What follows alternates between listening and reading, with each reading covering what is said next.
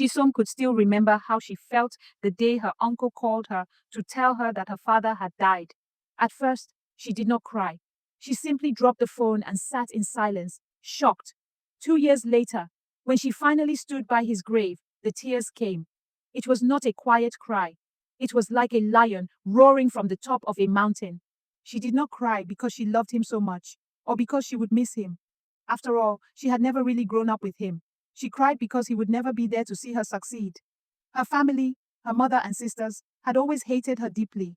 Her father had lived in another town while her mother raised her and her 4 sisters. Even though he was far away, he was the only one who ever stood between her and the cruelty of the others. Now that he was gone, she was exposed and alone. From the day she was born, Chisom had been different, fair-skinned, soft-spoken, graceful. She never thought these were bad things. But to the women in her family, they were curses. Her mother called her born to bring shame, because men noticed her too much. Her sister took away the only boy who ever truly liked her.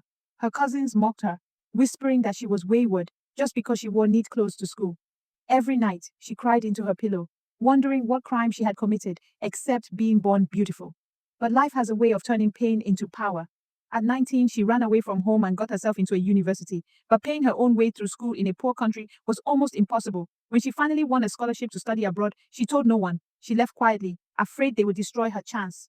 Years later, she returned, stronger, wiser, and untouchable. Today, Chisom owns a skincare brand that celebrates African beauty. Her speeches about surviving toxic families inspire thousands across Nigeria and beyond. Her mother and sisters now pretend to have forgiven her for running away from home against their wishes. They stylishly apologize, wanting to share in her fame and money. They tell everyone they are related to her. And those who once mocked her now clap for her.